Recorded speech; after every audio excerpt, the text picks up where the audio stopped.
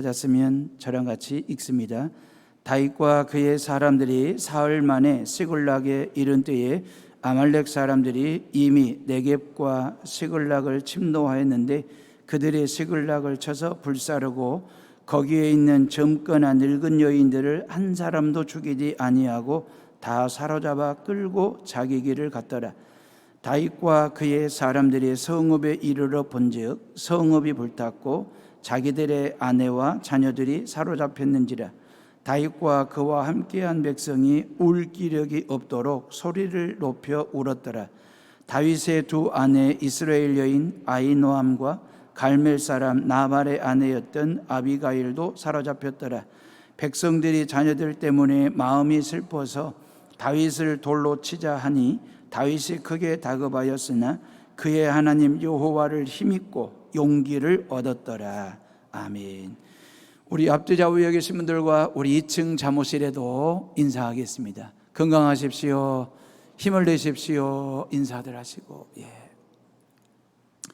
자, 여름 날씨는 기본적으로 무더위와 장마가 반복이 되잖아요. 코로나19로부터 자신을 보호할 수 있는, 방어할 수 있는 유일한 최고의 무기가 마스크라고 하는 게 세계적으로 입증이 되었으니까 불볕더위에도 마스크는 벗어서는 안 되고요. 쓸 수밖에 없는 상황. 제가 지난주 서울 좀 다녀왔더니 서울은 마스크를 안 쓰면 안 되는 그런 분위기더라고요. 여수는 좀 더 자유로운데 말입니다. 그래도 쓰셔야 합니다. 장마와 무더위, 코로나19도 벅찬데 남북 문제마저도 꼬여서 심란하기 짝이 없습니다. 고로 올 여름 나기는 그리 쉽지는 않겠구나라는 생각을 해봅니다. 기후온난화와 기상이변으로 인하여 올 여름 날씨 무더위가 아마 역대 3번째 무더위가 올 거다라고, 그러니 단단히 준비하셔서 건강하게 여름나게 하시기를 주님의 이름으로 축원합니다. 가정에서 성전에서 예배를 드리시는 사랑하는 해오름의 식구들이요, 여름 무더위야 계절이니까 그런다 치고라도 여름 더위보다 더 무서운 게 인생의 무더위지 않을까요? 여러분들의 인생이 장마철로 접어드는 것 말입니다. 인생의 불볕더위가 찾아오는 것, 인생이 장마철로 접어드는 것, 이것처럼 어려운 일, 고통스러운 일이 있을까? 무더위 인생 그 말이에요. 장마철 인생은 도대체 뭘 얘기할까? 설교를 준비하면서 곰곰이 생각하다가 뭔가에 쫓기는 인생을 장마철 인생이라고, 무더위 인생이라고 말을 하면 되겠다라는 생각을 해봤습니다.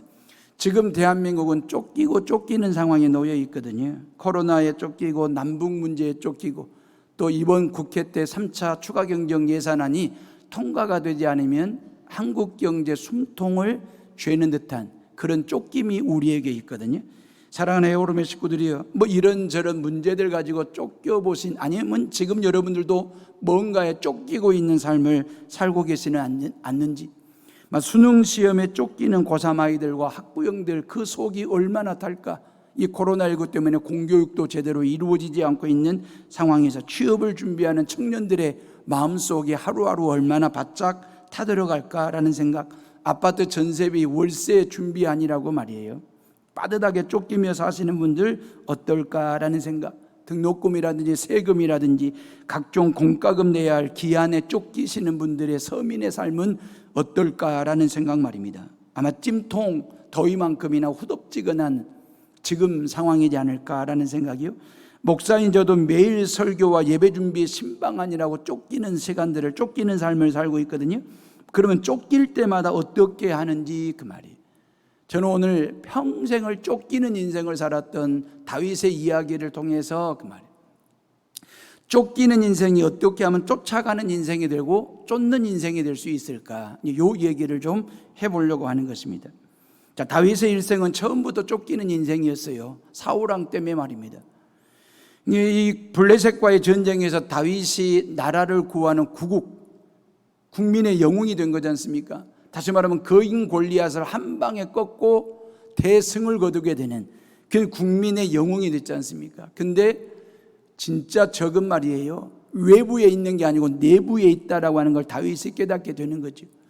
국민적 영웅이 다윗이 되는 것을 시샘하고 시기한 그 사울왕이 말이에요, 그 다윗이 이쁠 리가 없지 않습니까? 시기하다 보니 제거해야 될 대상이 된 거죠. 그래서 다윗은 어쩔 도리 없이 20년 동안 쫓고 쫓기는 유대 광야를 방랑하는 그런 인생을 살 수밖에, 이 젊은 나이에 20년 동안 쫓기는 인생을 살았다고 생각해 보세요. 사울왕의 칼을 피해서 말입니다. 더 이상 숨을 데가 없어요. 더 이상 도망갈 데가 없어요. 그래서 결국 블레셋 땅으로 망명을 한 거예요. 블레셋 아기스 왕에게 거짓으로 항복을 하고 시글라 땅에 이제 자리를 잡고 정착하는 그런 내용이 오늘 본문의 내용이거든요. 아마 이 블레셋 아기스 왕도 이 다윗이 이쁠 리가 없죠. 왜? 거인 골리앗을 죽여서 대패를 안긴 다윗이지 않습니까? 근데 왜 다윗을 받아들였을까요? 그것은 다윗을 볼모로 삼고 사울왕과의 싸움에서 이기기 위한 어떤 정치적인 계산이 아기스 왕에게도 지금 있는 겁니다. 이게 조국으로부터는 쫓겨났고 블레셋 땅 망명지에서는 볼모로 잡혀있는 다윗의 상황이 꼴이 아니거든요.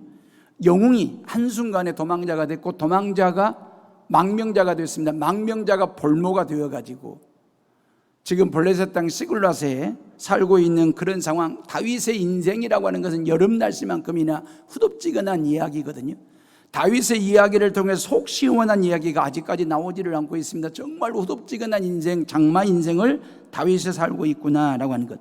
다윗과 블레셋은 적과의 동침이지 않습니까? 얼마나 불안하고 불편한 동거가 시작이 됐겠습니까? 그럼에도 불구하고 다윗에게는 이것저것 따질 상황이 안 되죠. 이 상황도 감지덕지할 일이죠. 도망치는 쫓기는 자가 뭐 찬밥 더운 밥 가릴 상황이 아니지 않습니까? 그런데 문제는 엎친 데 덮친 격으로 말이에요. 사막의 무법자라고 말하는 아말렉 군대가 말이에요. 아말렉 족속이 이 블레셋 땅 시글락을 쳐들어온 거예요.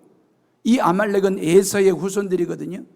다시 말하면 이 사막의 깡패와 같은 사람들, 상인들, 지나가는 나그네들, 아니면 도시를 습격해가지고 빼앗는 무법자들, 깡패와 같은 족속이 바로 아말렉 족속. 이 아말렉 족속이 블레셋 땅 시글락을 쳐들어와가지고 성을 다 불사르고 그리고 모든 가족들과 백성들을 다 포로로 끌고 가버린 상황이 된 것입니다.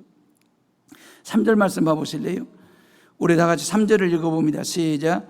다윗과 그의 사람들이 성읍에 이르러 본즉 성읍이 불탔고 자기들의 아내와 자녀들이 사로잡혔는지라 그랬어요. 다윗은 지금 홀몸이 아니에요. 이미 이스라엘 땅에서 자기를 추종하고 따르는 600명의 군대가 있었습니다. 그리고 그 600명의 군대들의 가족들, 딸린 식구들이 있었고 다윗에게는 지금 노모가 있지 않습니까? 그리고 처자식이 있는 상황이거든요. 근데 이러한 모든 가족과 백성들을 다 아말렉 족속들이 포로로 끌고 가버리는 그런 상황 말입니다. 이 오로지 다윗 하나만 믿고 따라왔는데 결국 이런 상황이 되게 되니까 얼마나 서럽고도 고통스러웠던지 4절 말씀에 다윗과 그와 함께한 백성이 울 기력이 없도록 소리를 높여 울었더라 그랬어요. 이 처자식을 다 포로로 빼앗기고 난 후에 울 기력이 없어가지고 얼마나 울고 또 울었던지 아들, 딸 이름 불러가면서 말입니다. 우리는 이 상황을 넋이 나간 상황이라고 설명하면 가장 적절한 표현이잖아요. 그냥 눈이 헷가닥 돌아가 버린 그런 상황들, 멘붕 상태 말입니다. 처자식을 다 잃어버린 이 600명의 사람들의 상황이 어떤지 상상이 가는 그런 대목이지 않습니까? 얼마나 억장이 무너지고 힘들고 고통스러웠던지 이 600명이 돌을 들어가지고 다윗을 치려고 하는 그런 상황이 벌어지게 된 것이죠. 6절 말씀에 그랬거든요. 그러니까 이 솔직한 얘기로 그냥 눈이 헷가닥하고 돌아가는 억장이 무너지는 그런 상황들 말입니다. 오히려 다윗은 이제 자기를 따르던 추종자들로부터 쫓기는 상황에 놓이게 됐거든요. 부하들도 아프지만 실은 다윗은 더한 고통과 아픔이 있는 것이거든요.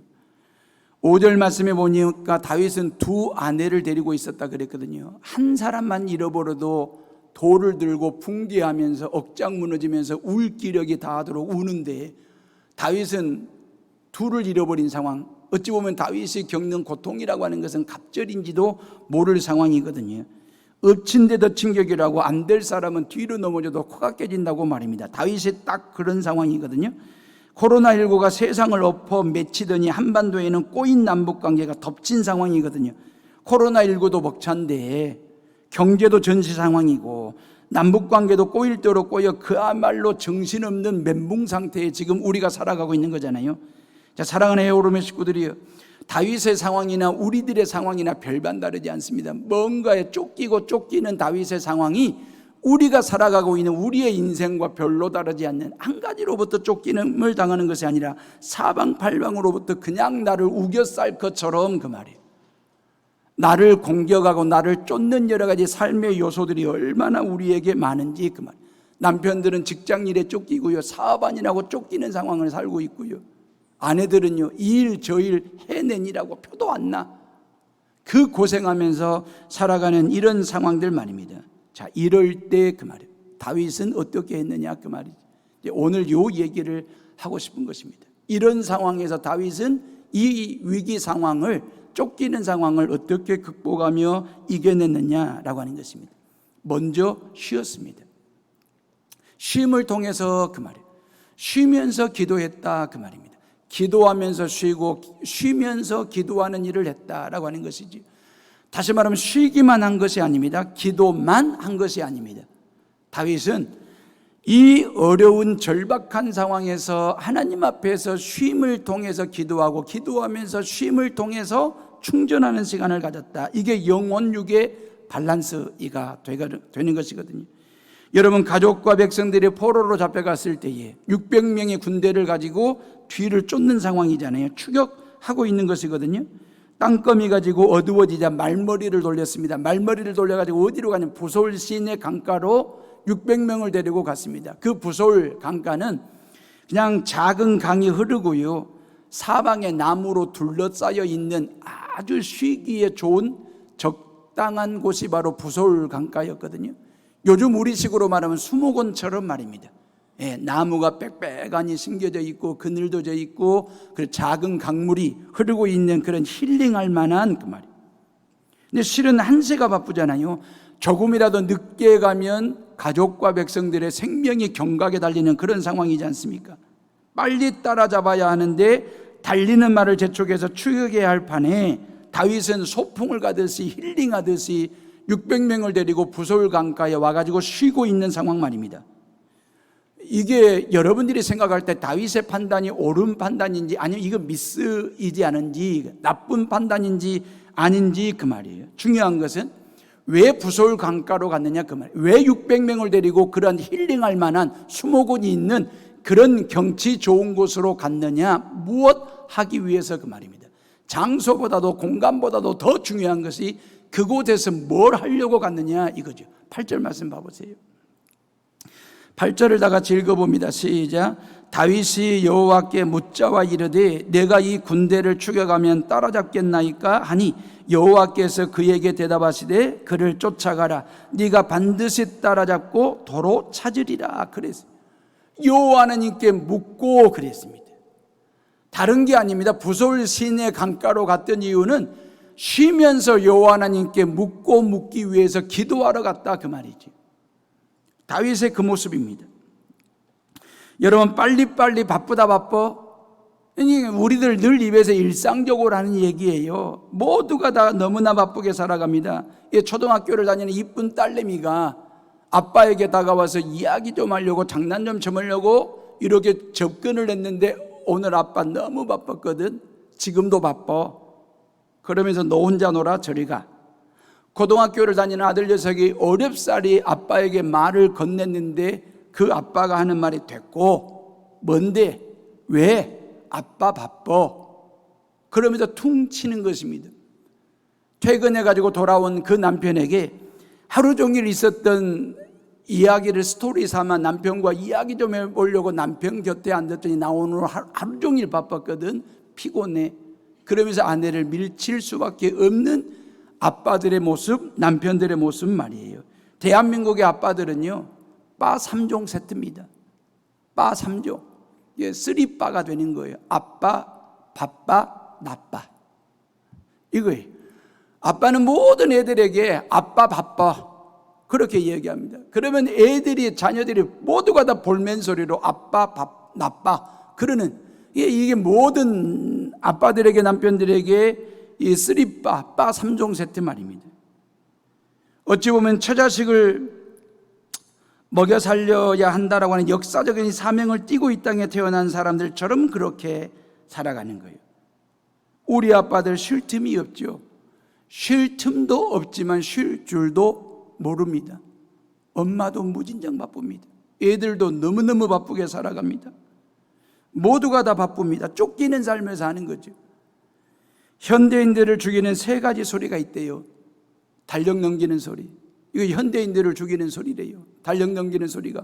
여러분들이 이제 내일 모레면 누구나가 다 달력, 6월달 달력을 넘겨야 되거든요. 우와, 벌써 7월이네?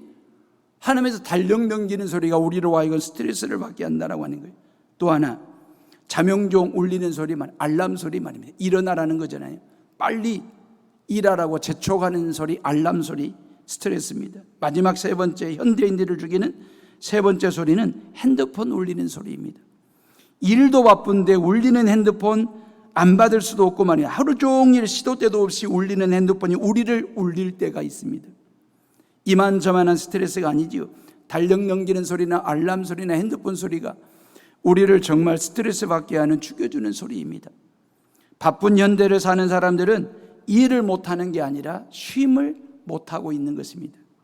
과로를 못 견디는 것이 아니라 한가함을 못 견디는 그런 생활 패턴을 가지고 있습니다.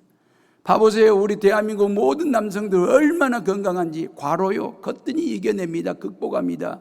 견딥니다. 그런데 한가함을 못 견디는 거예요. 마치 하루라도 일하지 않으면 죄를 범하는 것처럼 그런 생각 말입니다. 한가함이 악마의 유혹이라고 생각합니다. 아닙니다. 한가함을 악마의 작업실이라고 생각하는 이유는 한가함과 게으름을 동일시하기 때문에 그렇습니다. 한가함과 게으름이 같은 것입니까? 다른 거거든요. 한가함이라고 하는 것은 열심히 일을 해놓고 쉬는 걸 한가함이라고 말하고, 게으름이라고 하는 것은 일하지 않고 열심히 노는 것을 게으름이라고 얘기하는 것이거든요. 같은 것일 수 없습니다. 고로 게으름은 죄이지만 한가함과 쉼은 죄가 아닙니다. 게으른 것과 한가한 것이 다르듯이 열심히 일하는 것과 욕심내서 일하는 것은 다른 거예요. 여러분들은 이 불변 무더위 속에서도 열심히 일하는 것은 당연히 할 일이죠. 근데 욕심내서 일하시면 결국 육도 망가지고 혼도 어그러지고 영이 다운되게 되어 있습니다. 욕심으로 일을 하게 되면 열심히 일을 하는 것이지. 고로 바쁠 때일수록, 긴박한 상황일 때일수록 멈춰서서, 그 말이에요. 하나님 앞에 한번 서보라, 그 말이에요. 하나님 앞에서 쉼을 한번 얻어보라, 그 말이지요. 그러면서 어떻게 하면 바쁘다고, 아무리 바쁘다고 쫓긴다고 여러분들의 인생 자가용의 악셀레타만을 냅다 들이밟으면, 달리기만 하면 사고 날 수도 있습니다. 한 번씩 브레이크를 밟고 인생 자가용을 좀 멈춰놓고 인생 기어를 좀 중립에 넣고 하나님께서 뭐라고 말씀하시는지, 그 말이에요. 하나님이 직진하라고 명을 내리시는지, 우회전하라고 얘기하는지, 후진하라고 얘기하는지, 나의 인생 자가용을 좀 멈춰놓고 스톱, 세워놓고 인생 기어를 중립에 놓고 하나님께서 뭐라고 말씀하시는지 한 번쯤은 들어볼 수 있는 한가함과 여유로움이 우리에게 필요하다, 그 말이에요. 그게 건강성을 지켜낼 수 있는 방법 중에 하나이거든요. 여러분, 예수님처럼 바쁘셨던 분이 계셨을까요? 예수님만큼 바쁘게 사신 분이 계셨을까? 예수님은 수많은 사람들이 당신에게 몰려왔을 때 그들에게 복음을 가르쳐 주셨거든요. 하나님의 나라를 선포하고 각색 병든 자들을 다 고쳐주셨습니다. 그리고 난 다음에 예수님은 반드시 한적한 곳에 가셔서 혼자 기도하는 시간을 가졌다 그랬잖아요. 성경에 나와 있는 얘기입니다. 보리떡 5개와 물고기 2마리 가지고 5병이어의 기적이 일어나는 그 벳세다 광야에 12제자들이 막 바쁘게 여기저기 뛰어다니면서 빵과 고기를 나누고 있는 그 제자들을 보면서 예수님이 마가복음 6장 31절에 너희는 따로 한적한 곳에 와서 쉬라고 말씀하셨습니다. 예수님은 바쁠 때일수록 한가로움을 쫓았고 분주할 때일수록 마음의 여유를 쫓으신 분이 바로 예수 그리스도이십니다. 심지어 폭풍이 치는 뱃머리에서도 제자들이 흔들어 깨우지 않으면 일어나지 않을 정도로 깊은 잠을 주무실 정도로 예수님에게는 일만 하신 게 아니고 쉼과 일, 균형 잡힌 삶을 통해서 건강을 지켜가셨던 그 예수님의 모습 말입니다. 여러분, 아말렉 군대를 추격해야 하는 촉각을 다투는 시간에 다윗은 600명을 데리고 부솔 강가로 간 거죠. 그러면서 하나님께 이런 상황에 대해서 어떻게 하면 될까요? 물은 거죠. 하나님의 뜻이 뭔지, 이 긴박한 쫓기는 상황을 어떻게 하면 이겨내고 극복할 수 있는지를 쉬는 중에, 한가로움 중에 여유를 가지고 하나님 앞에 묻고 또 물어 기도하고 기도하는 다윗의 모습 말입니다. 쫓기는 인생을 쫓아가는 인생으로, 쫓는 인생으로 바꿀 수 있는 게 한가로움에서 나오는 것입니다. 여유에서 나오는 것입니다. 그 한가로움과 여유 속에서 하나님 앞에 기도할 줄 아는, 그리고 하나님의 음성에 귀를 기울일 줄 아는 그러한 부솔 같은 장소, 공간이 저와 여러분들에게 지금 필요한 때다라고 하는 것입니다. 이번 주도 비가 온다고 그러잖아요. 비가 오면 쉬세요. 그리고 한 주간 특세를 할 테니까 새벽마다 성전에 나오셔서 하나님께 묻고 또 물으세요. 그리고 하나님을 통해서 여러분들이 정답을 찾아가는, 그러면서 6월 한 달 동안, 전반기 동안 하나님이 베풀어 주신 그 은혜가 뭔지 한번 이렇게 더듬어 보세요. 그리고 후반기 7월을 성전 안에서 기도하다가 준비하고 맞이하는 해오름의 식구들 되시기를 주님의 이름으로 축원합니다. 다윗은 부솔 시내 강가에서 쉬면서 하나님께 기도만 한 게 아니에요. 자기를 진단하는 시간을 가졌어요. 기도만 한 게 아니고 진단하는 시간, 자신의 삶을 진단해 보는 시간을 가졌거든요. 자가 진단도 있습니다. 근데 남을 통해서 자기를 들여다보는, 진단해 보는 것도 중요하죠. 그래서 다윗은 제사장 아비아달을 찾아간 것입니다. 7절 말씀에 아비아달은 신실한 하나님의 사람으로 다윗이 어려울 때의 그 말이에요. 진실하게 길을 가르쳐주고 이끌어준 멘토 역할을 했던 사람이 제사장 아비아달이거든요. 다윗은 자신의 공공하고도 밀핍절한 상황을 털어놓고 어떻게 하면 좋은지, 그 말이에요. 이 문제를 하나님께서 어떻게 풀어내실 것인지 제사장 아비아달에게 찾아가서 멘토링을 한 거예요. 하나님께 좀 물어달라고, 하나님께 좀 기도 좀 해달라고 한 거지요. 그때 하나님께서 제사장 아비아달에게 들려주신 말씀을 다윗이 들은 거죠. 그게 8절 말씀이었거든요. 하나님의 음성을 통해 지금 쫓아가서 가족들과 백성들을 찾아오라고 조언을 한 거지요. 하나님이 반드시 너와 함께하여 도로 찾아오게 될 것이다 라고 축복 기도까지 제사장 아비아달이 다윗에게 하게 한 것입니다. 사랑하는 해오름의 식구들이여, 힘들 때, 뭔가에 쫓길 때 누군가를 찾아갈 수 있고 누군가로부터 도움을 받을 수 있다라고 하는 것은 축복 중에 축복입니다. 멘토가 있다는 것도 복이지만 멘토가 된다는 것은 더한 복이잖아요. 그죠? 여호수아에게는 모세가 멘토였고 다윗에게는 이 아비아달이 멘토가 된 거잖아요. 플라톤이 있기까지는 소크라테스가 멘토가 됐고 플라톤은 멘티가 된 것이거든요.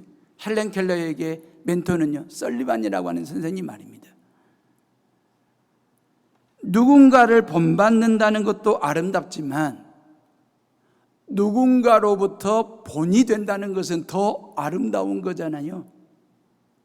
복을 받는다는 것도 복이지만 복이 된다는 것은 더 큰 복이 되는 거잖아요. 이 코로나19로 인하여 어려운 때에 그 말이에요. 저와 여러분들이 이 여수 땅에서 모든 시민들의 멘토가 되는 것 말입니다. 모든 시민들에게 본이 되는 삶을 사는 것 말입니다. 복을 받는 것도 중요하지만 복이 되는 게 더 큰 복이잖아요. 저와 여러분들이 다 복의 근원이, 복의 뿌리가 되시기를 주님의 이름으로 축원합니다. 그래서 멘토가 되는 거예요. 그리고 복이 되는 거예요. 본이 되는 삶을 살아가는 거예요. 이게 희망적인 삶이 되는 거예요. 저는 해오름교회 교인들의 영적 멘토로 하나님이 세워주셨다라고 하는 그 믿음을 갖고 지금까지 목회했고 앞으로도 목회를 할 것입니다. 물론 여기 계신 나이 지긋하게 되신 우리 장로님들이나 또 어른 성도들, 저보다 연배가 더 되신 목사님들은, 성도님들은 사회적으로나 지금까지 살아오신 연륜으로 보나 저보다도 훨씬 더 탁월한 식견과 경륜을 가지고 계신 분들이 여기 너무너무 많습니다. 막 그런 점에서 제가 그분들에게 제가 배울 게 많아요. 도움받아야 될 것이 꽤나 많은 사람입니다. 그런데 저는 영적인 멘토 목사일 뿐이에요. 저는 여러분들이 비가 오고 바람이 불어도 무너지지 않는, 다시 말하면 예수 반석 위에 신앙의 성벽을 쌓아 올릴 수 있도록 돕고 도와주는 영적 멘토 역할을 목사가 하는 것이거든요. 저는 요즘 보강토 쌓는 모습을 보면서 보강토를 쌓는 정보를 제가 지금 쌓고 있습니다. 뭐 써먹겠다라고 하는 것은 아니고 전혀 몰랐던 세계거든요. 이 보강토가 어떻게 쌓아지는지 그 공법 자체를 한 번도 본 적이 없었습니다. 물론 건축 현장은 저도 노가대를 일본 말이지만 시다바리를 좀 해봤기 때문에 건축 현장은 어떻게 집이 지어지는지를 저는 좀 얼추 압니다. 근데 보강토는 어떻게 어떤 공법과 공정을 통해서 쌓아지는지를 모르고 있다가 이번 공사를 통해서 제가 어깨너머로 이렇게 공정 과정을 보면서 말이에요. 이제 목회자들끼리라도 모이면 보강토 축대를 쌓는 그 공정과 공법에 대해서는 제가 멘토링을 할 정도의 어떤 정보를 쌓아가고 있는 그런 상황들 말입니다. 오후 5시가 되면 하루 종일 현장에서 일하셨던 분들이 공사 현장을 떠나갑니다. 집으로들 가서 쉬시기 위해서 말입니다. 그리고 오후 6시 반 정도가 되면 주차장 공사장에 제가 가서 땅받기를 하면서 기도를 합니다. 한 30분 정도. 높이 20cm에 넓이가 45cm, 무게는 50kg 정도 되는 이 보강토 한 장 한 장을 쌓아 올리다 보니까 벌써 큰 뚝을 이루었어요. 큰 벽을 만들어냈습니다. 어마어마한 벽이 만들어졌습니다. 자, 이런 현장을 보면서 제가 하나님께 드리는 기도가 뭔지 아십니까? 여러분들을 위해서, 또 우리 해오름교회 모든 교회 학교 아이들까지 코로나19로 복잡하고 심란한 때에도 모든 성도들 각자 개개인이 말씀이라고 하는 보강토 한 장 한 장 쌓아 올리면서, 기도라고 하는 보강토를 한 장 한 장 쌓아 올리면서, 은혜라고 하는 보강토를 한 장 한 장 쌓아 올리면서 모든 성도들의 가정이 그 말이에요. 반석 되신 예수 그리스도 위에 그 말이에요. 기도의 성벽을 쌓고 말씀의 옹벽을 단단하게 든든하게 쌓아 올라가는 성도들이 되고 가정이 되었으면 좋겠다라는 그 믿음을 갖고 주차장 현장을 돌고 돌면서 땅받기를 하면서 하나님 앞에 기도를 합니다. 어떤 바람이 불고 어떤 비바람이 치고 어떤 폭풍이 들이닥쳐도 무너지지 않는, 넘어지지 않는 말씀 옹벽으로 성벽을 쌓고 기도라고 하는 보강토로 여러분들의 가정을 단단하게 든든하게 세워져가는 성도들이 되게 해달라고 그 말입니다. 주차장을 통해서 우리 해오름교회가 더 큰 부흥의 진지를 구축하는 교회가 되었으면 좋겠다. 이 믿음을 가지고 기도합니다. 그래서 정말 여수 땅에서 건강한 부흥을 제시하는 멘토 같은 교회가 되게 해달라고 기도하는 거죠. 저는 건강한 목회를 이렇게 하는 거라고 멘토링할 줄 아는 목사가 되고, 여러분들은 이렇게 하는 것에 신바람 나는 신앙생활을 이렇게 할 수 있다라고 멘토링할 줄 아는 그런 교인들이 되게 해달라고 기도를 합니다. 제가 지난주 6.25 한국전쟁 70주년을 맞이해서 전쟁 없는 평화의 땅을 만들어야 한다고 설교했잖아요. 한반도를 평화 공장이 돼야 돼. 한반도를 평화 공장으로 만들어야 하고, 이 휴전선 판문점에서 남과 북이 만나가지고 판문점에서 세계 명품 평화라고 하는 제품을 만들어내가지고, 평화 제품을 만들어가지고 판문점에서 남으로 흘려보내고 북으로 흘려보내가지고 이 한반도 땅이 평화나무로, 예수 평화나무로 숲을 이루는 그런 평화의 땅이 되었으면 좋겠다라고 하는 것. 판문점에서 만들어내는 평화라고 하는 제품은 세계 모든 사람들과 함께 공공재로 쓸 수 있는 그런 평화를 판문점에서 만들어냈으면 좋겠다라고 하는 얘기 여러분들에게 말씀하고 설교를 했거든요. 그러면서 제주도 백록담에서부터 저 북녘땅 백두산 천지에 이르기까지 예수 평화 나무를 심어서 한반도 땅이 평화의 숲이 이루어졌으면 좋겠다라고 하는 그런 내용으로 열을 내며 설교를 했습니다. 이 설교가 매주마다 CBS와 극동방송을 통해서 방송 설교가 전파를 타고 있거든요. 이런 내용의 설교를 청와대까지 누가 보고를 했나 봅니다. 여수에서 목회하는 임지영 목사가 평화주의자인데 한반도에 예수 평화의 숲을 만들자는 설교를 해서 선세이션을 일으키고 있다고. 청와대로 초청해서 임 목사님의 한반도 평화 프로세스가 뭔지를 들어봐야 한다고. 그래가지고 전화가 온 겁니다. 몇 월 며칠 날 청와대에 오셔가지고 종교인의 입장에서 한반도 평화에 대해서 멘토링을 좀 해달라고 전화가 온 거죠. 제가 간다고 했을까요? 못 간다고, 바빠서 못 간다고 했을까요? 실은 바쁜 것보다도 쫄아서 못 갈 것 같아서 못 간다고 하니까 청와대 쪽에서 꼭 오셔야 된다고 막 다그치길래 눈을 떴더니 꿈이더라고요. 근데 이게 꿈이라도 너무너무 행복한 거죠. 아니 진짜 꿈속에서 막 진짜 아주 고위직 사람하고 막 한반도 땅이 평화공장이 돼야 되고 이 한반도에 예수평화나무를 심어가지고 평화의 숲을 이루는 한반도가 돼야 된다고 막 그런 멘토링을 하게 될 때 얼마나 기쁘고 행복하든지. 여러분, 다윗은 쫓기는 상황에서도 쉬면서 기도하는 일을 쉬지 않았거든요. 그리고 제사장 아비아달에게 조언을 구했지 않습니까? 아비아달은 하나님께서 너와 함께 하시기 때문에 반드시 쫓아가라. 그리고 반드시 도로 찾아오게 될 것이다 라고 하는 축복 기도까지 해줬지 않습니까? 자, 아비아달은 멘토입니다. 다윗은 멘티가 되는 거지요. 이 두 사람 사이에 뭐가 이루어졌습니까? 멘토링이 이루어진 것입니다. 근데 그 멘토링의 중심에 뭐가 있었습니까? 여호와 하나님께서 그랬거든요. 6절 말씀의 하반절에 보면 그의 하나님 여호와를 힘입고 용기를 얻었더라 그랬어요. 여러분, 부모와 자식, 부모는 멘토가 되는 거잖아요. 자식들의. 자식은요, 부모님을 멘토로 삼는 멘티가 되는 것입니다. 부모와 자식 간에 끊임없는 멘토링이 이루어져야 되는 것, 만남이 이루어지고 교제가 이루어지고 대화가 이루어져야 되지 않겠습니까? 근데 그 멘토링의 중심에 누가 계셔야 되느냐? 여호와 하나님이 계셔야 된다 그 말이에요. 어떠세요? 자식들을 키워보니까 자식들이 다 내 맘대로 크든가요? 자식들이 다 내 맘대로 원하는 대로 다 되든가요? 절대 그런 것이 아니지 않습니까? 그 이유는 뭡니까? 그 멘토링의 중심에 여전히 아빠가 중심에 있는 거죠. 엄마가 중심에 있는 거죠. 엄마 아빠 생각이 중심에 있는 거죠. 그게 아니고 자식이 멘티가 되고 부모가 멘토가 된다면 그 멘토링이 이루어지는 그 중심에 하나님 여호와 성령 하나님께서 그 말이에요.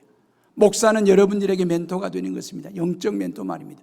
여러분들은 저의 멘티가 되는 거예요. 저와 여러분들 사이에 멘토링이 이루어지고 있습니다. 근데 이게 단순히 성령 하나님을 제끼고 하나님 없이 설교를 선포하고 설교를 들었으면 그냥 강연에 불과해요. 도덕적인 이야기에 불과해요.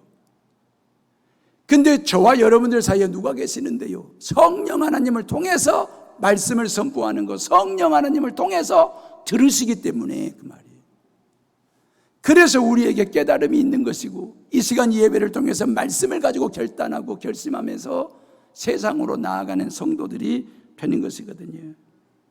가정에서 성전에서 하나님을 예배하는 사랑하는 해오름의 식구들이요, 코로나19로 인하여 힘드시지요. 답답하시잖아요. 외롭기도 하고 두렵기도 하고 쫓기고 있지 않습니까? 일단 브레이크부터 밟으세요. 여러분들의 인생 자가용 말입니다. 브레이크를 밟고 그리고 기어를 중립에 넣고 하나님의 음성에 귀를 기울이세요. 하나님께서 뭐라고 지시하시는지. 그리고 기도하시면서 진단해 보세요. 자기 성찰 말입니다. 여러분, 코로나19가 우리에게 가져다 준 장점 중에 하나가 뭔지 아십니까? 이 일을 통해서 자기를 성찰하는 계기가 됐습니다. 한국교회가 교회를 성찰하는 계기가 되었습니다. 목사가 자기 목회를 성찰하며 다시 한번 되새김질하고 곱씹어보며 뒤돌아보면서 내 목회는 어땠는지를 다시 한번 뒤돌아보며 진단해보고 성찰하는 그런 기회, 그런 계기가 되었거든요. 어찌 보면 아무런 자기 진단도 자기 성찰도 없이 오로지 앞만 보고 멈춤없이 달리는 사람들을 향하여 하나님께서 코로나를 통해서 우리로 하여금 멈추게 하시고, 그리고 자기 자신을 성찰할 수 있는 그런 계기, 그런 기회로 주신 것은 아닐까라는 생각 말입니다. 정원 가꾸기라고 하는 것은 나무만 심어 놓았다고 해서 정원되는 게 아니지 않습니까? 꽃만 심었다고 해서 조형물을 가져다 놓았다고 해서 정원이 되는 게 아니지 않습니까? 정원은 가꾸어야 되지 않습니까? 풀도 뽑고 물도 주고 가꿀 때에 아름다운 정원이 되는 것처럼 이 코로나19 상황에서 내가 내 인생, 내 나름대로 지금 50이 넘도록 60이 다 되도록 내가 내 인생 가꾼다고, 내가 내 인생 한번 만들어 본다고 아둥바둥 그렇게 욕심내면서 살아왔는데, 이 코로나19를 통해서 내가 내 인생 한번 하나님께 올려드리는 거죠. 맡겨드리는 거죠. 하나님, 내 나이 60이 되도록 내 고집대로, 내 성격대로, 내 마음대로, 내 뜻대로, 내 경험대로 만들어왔고 가꾸어왔다고 하는 이 인생인데, 이제 인생 후반전에 하나님 손에 맡깁니다. 하나님에 의해서 가꾸어지고 하나님에 의해서 만들어지는 그런 인생 살고 싶습니다 라고 이 코로나19 앞에서 우리가 나를 하나님 앞에 드리며 진단하고 성찰해보는 그런 계기로 삼는 것 말입니다. 결론입니다. 다윗은 아말렉과의 싸움에서 승리하여 잃어버린 가족들과 백성들을 다 도로 찾아옵니다. 승리의 발판이 뭐였을까요? 이 승리의 디딤돌이 뭐였을까요? 6절 말씀 다시 한번 봐보실래요? 다 같이 6절을 읽어봅니다. 시작. 백성들이 자녀들 때문에 마음이 슬퍼서 다윗을 돌로 치자 하니 다윗이 크게 다급하였으나 그의 하나님 여호와를 힘입고 용기를 얻었더라. 그래서 이 짧은 한 구절 속에 우리의 인생이 함축되어 있어요. 얼마나 다급한 상황입니까? 돌에 맞아 죽을 지경이라니까요. 다 잃어버렸습니다. 억장에 무너지는 순간입니다. 넋이 나가버렸습니다. 울 기력이 없어가지고 울고 있습니다. 근데 반전이 일어납니다. 뭔 반전이 일어났습니까? 그의 하나님 여호와를 힘입고 용기를 얻었더라 그랬어요. 다윗이 이 절박한, 이 쫓기는, 이 긴박한 상황에서도 여호와 하나님이 주시는 힘을 얻었을 때에, 용기를 받았을 때에 그 말이에요. 쫓기는 인생이 쫓는 인생이 되었고 쫓아가는 인생이 되어서 반전을 이루는 이 다윗의 모습 말입니다. 다윗은 평생 사울왕에게 쫓겨다녔고 블레셋과 아말렉에게 쫓기는 인생이었고 나중에 왕대 가지고는 셋째 아들 압살롬에게 쫓기는 그런 상황이었지 않습니까? 그런 다윗을 향하여 역사는 뭐라고 얘기합니까? 패배자라고 얘기했습니까? 쫓긴 자라고 얘기했습니까? 진자라고 얘기했습니까?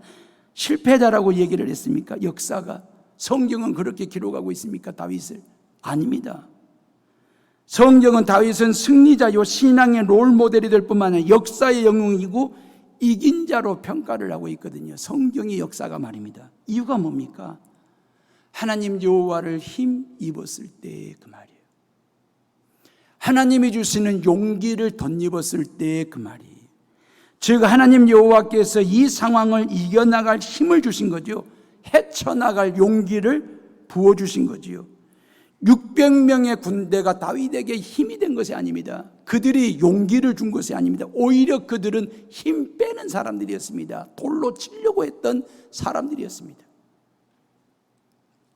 근데 다윗의 힘이 뭐였냐 그 말이에요. 다윗의 용기가 뭐였느냐라고 하는 것입니다. 10절 말씀 봐보실래요? 우리 10절을 다 같이 읽어봅니다. 시작. 곧 피곤하여 부솔 시내를 건너지 못하는 200명을 머물게 했고 다윗은 400명을 거느리고 쫓아가니라 그랬어요. 이제 부솔강을 건너가야 돼요. 쫓아가야 되니까. 근데 200명이 이미 피곤해가지고 지쳐가지고 더 이상 따라갈 수 없는 상황에 놓이게 된 거예요. 그래서 200명을 부솔강가 힐링하라고 내버려두고 400명만을 데리고 지금 부솔강을 건너 아말렉 군대를 쫓아가는 그런 상황이거든요. 자, 그러면 우리가 여기서 한 가지 정리하고 마무리를 하게요. 우리의 사고 틀 속에 그 말이에요. 우리가 가지고 있는 선입견이라고 하는 것, 전쟁이라고 하는 것은 수로 이길 수 있다라고 하는 사고방식 말입니다. 하나님의 일이라고 하는 것은 봉사자가 많고 헌신자가 많을 때 된다라고 하는 사고방식 말입니다. 사업은 돈이 많을 때, 직원들이 많을 때 번성하고 번창한다라고 하는 보편적 사고 말입니다. 그 선입견 말입니다. 근데요, 하나님의 일은 말입니다. 수로 하는 게 아닙니다. 사람으로 하는 것입니다. 그 사람이 어떤 사람이냐가 중요한 것입니다. 산술적으로 계산해 보면 400명보다는 600명이 훨씬 많습니다. 600명 데리고 가서 싸우면 훨씬 더 수월할 것입니다. 산술적으로 계산해 보면. 근데 피곤하여 지친 사람들 200명은 내버려두고 400명만 데리고 가서 싸웠는데 이겼거든요. 하나님이 하시는 일은요, 수로 하는 게 아닙니다. 사람 자체가 중요한 것입니다. 하나님에게 중요한 것은 6명이냐 60명이냐 600명이냐 6,000명이냐가 중요한 게 아니에요. 하나님에게 중요한 것은 6명이어도 그 6명이 하나님이 주시는 힘과 용기로 무장된 사람이라고 한다면 그 6명 가지고라도 하나님은 당신의 일을 이루시고 당신의 뜻을 이루어내시는 분이시다라고 하는 것입니다. 사람이 몇 명이 모였느냐, 600명이냐 6,000명이냐 6만 명이냐 하는 것은 하나님에게 중요한 게 아닙니다. 6명이어도 좋다 그 말이에요. 그 6명이 어떤 사람? 하나님 여호와를 힘입고 그 하나님이 주시는 용기를 가지고 나아가 싸울 수 있는 사람 말입니다. 사람 자체가 중요한 거지요. 어떤 사람이냐가 중요한 거죠. 피곤한 사람, 반대하는 사람, 트집 잡는 사람, 원망하고 불평하는 사람 600명보다도 피곤이 풀린 사람, 영적으로 회복된 사람, 기도로 무장된 사람, 말씀으로 자신을 잘 가꾼 사람 6명 데리고도 얼마든지 하나님의 나라를 만들어 가시는 분이 하나님 여호와이십니다. 하나님은 당신의 힘과 용기를 받을 준비된 사람이라면 6명이냐 600명이냐 따지지 않습니다. 6명한테라도 힘과 용기를 주셔서 당신의 일을 이루시고 당신의 뜻을 이루시는 분이 바로 하나님 여호와이시다라고 하는 것입니다. 하나님의 나라는 수가 아닙니다. 사람입니다. 그 사람이 어떤 사람이냐 그 말이에요. 저와 여러분들이 이 거룩한 주일날 위로부터 공급해 주시는 여호와 하나님의 힘을 입으시고 용기로 무장하셔서 6월 한 달 잘 마무리하시고 7월을 준비하는 시작하는 성도들 되시기를 주님의 이름으로 축원합니다. 결론입니다. 400명이 추격을 했는데 어떻게 되었는지는 봐야 되지 않겠습니까? 결론이 어떤지 17절 말씀 봐보세요. 17절을 다 같이 읽어봅니다. 시작. 다윗이 새벽부터 이튿날 저물 때까지 그들을 치매 낙타를 타고 도망한 소년 400명 외에는 피한 사람이 없었더라 그랬어요. 18절에 보면 다윗이 아말렉 사람들이 빼앗아갔던 모든 것을 도로 찾고 그의 두 아내를 구원하였고 그랬어요. 19절 하반절에 보면 아무것도 잃은 것이 없이 모두 다윗이 도로 찾아왔더라 그랬어요. 따라서 합시다. 모든 것을 도로 찾고 아무것도 잃은 것이 없더라. 여러분들에게 이런 은혜, 이런 축복이 임하기를 주님의 이름으로 축원합니다. 코로나19 이후 그 말이에요. 코로나19 이후 저와 여러분들이 아무것도 잃은 것이 없더라. 도로 찾고 또 찾았더라. 그런 은혜 말입니다.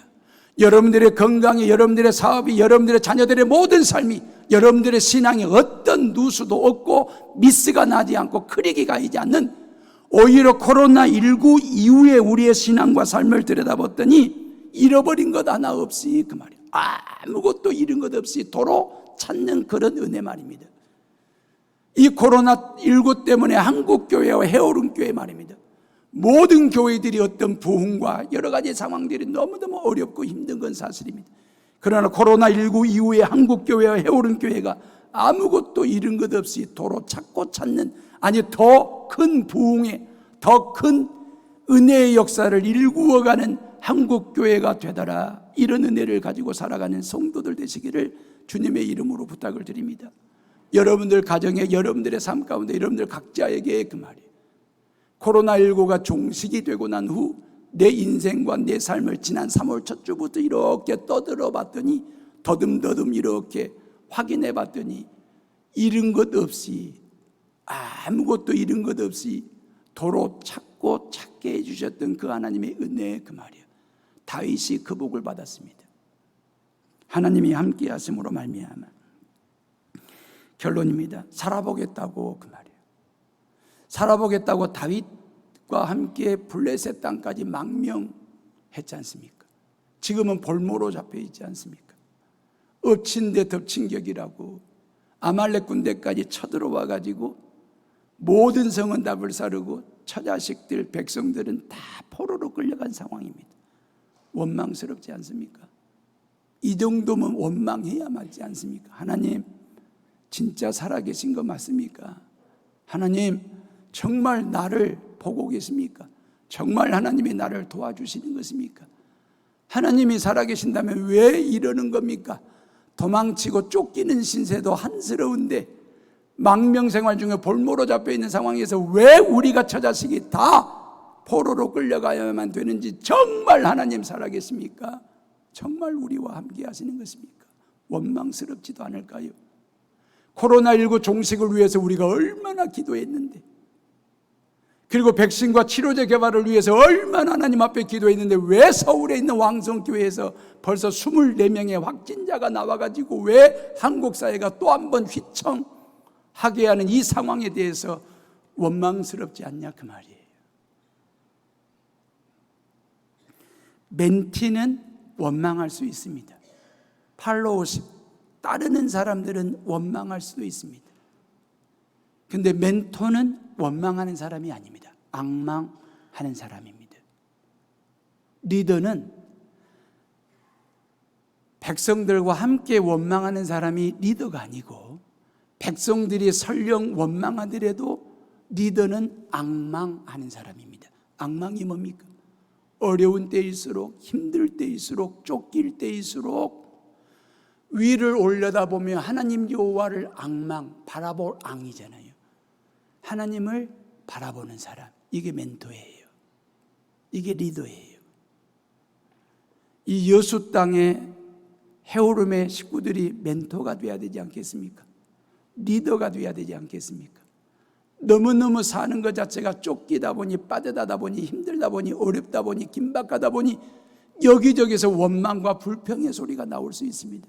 누군가가 원망할 때 우리는 앙망할 줄 아는, 여호와 하나님을 바라보면서 하나님께서 뭐라고 말씀하시는지, 하나님께서 뭐라고 어떻게 결정하시고 명하시는지, 지시하시는지, 그 하나님 여호와를 앙망 바라볼 줄 아는 해오름의 식구들 다 되셔서 7월 달에 멘토가 되시고 리더가 되시기를 주님의 이름으로 축원합니다.